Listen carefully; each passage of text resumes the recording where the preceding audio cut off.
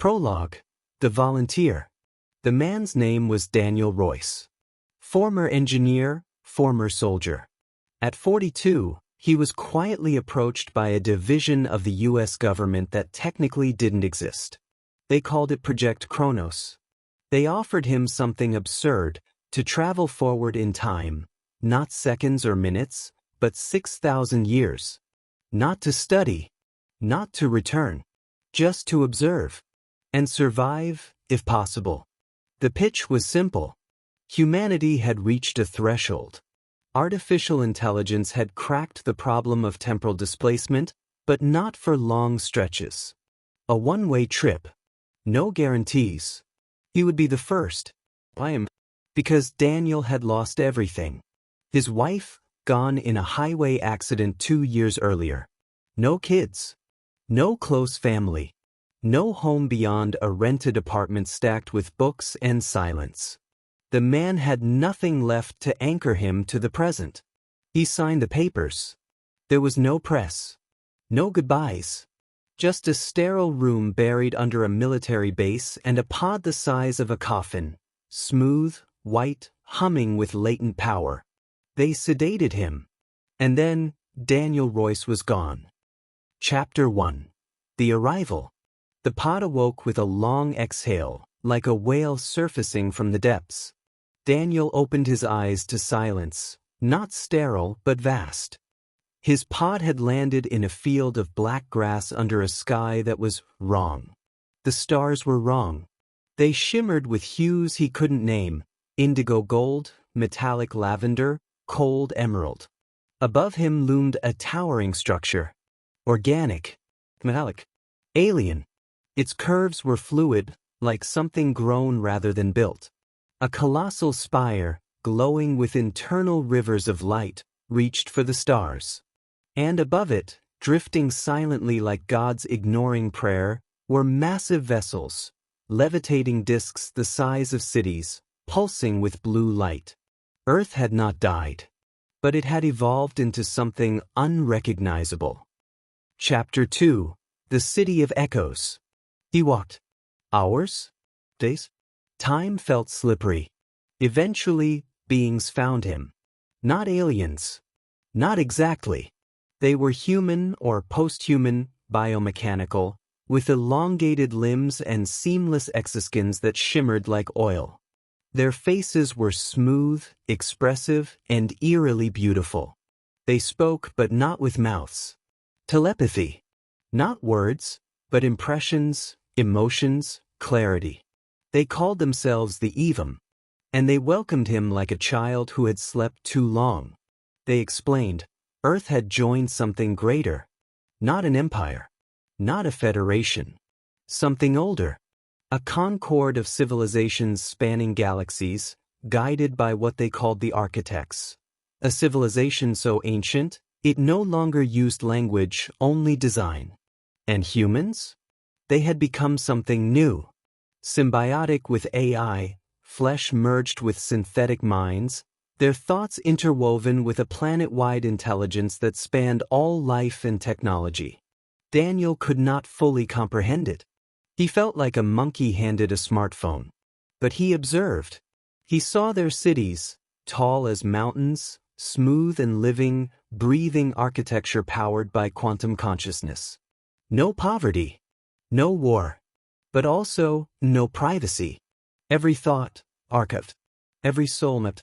Was this peace? Or a beautiful prison? Chapter 3. The Archive of Time. The Evum took Daniel to the Vault of Memory, a monolithic structure built into a glacier of black crystal. It housed echoes of humanity's past. He walked through holograms of his own century, war, laughter, tragedy. The burning of Notre Dame, the first Mars colony, the last polar bear, the invention of neural lace, and then, deeper still, Earth's forgotten futures. Centuries of civil unrest, ecological collapse, near extinction, and eventual rebirth. The planet had died 3 times. And each time, AI and alien assistants had resurrected it. He was shown a recording of the first alien contact, around 2800 AD. Not an invasion, not a message, just presence. They arrived, observed, and waited until humanity was ready. It took 1,000 years. Chapter 4. An Intelligence Without Form. One evening, or what passed for evening, Daniel was invited to interface with the Concord Core, a sentient intelligence spanning multiple species and planets. It did not speak. It entered him. Thoughts not his own. Visions of stars being born and swallowed. The heat death of a sun 400 million light-years away. The feeling of being a galaxy's whisper. He asked it questions about God, meaning, fate. It didn't answer. It shared. He saw a memory of a civilization that lived in gas giants. Another that evolved in sound. Another that encoded its children into solar winds. And through it all, one truth. Consciousness seeks itself, no matter the form. When it left, Daniel wept, not from fear, but from the overwhelming magnitude of it all. He was so small, and yet noticed. Chapter 5. The Garden and the Choice. At the end of his first solar cycle, equivalent to 13 Earth years, though he had not aged, Daniel was taken to the Garden of Integration.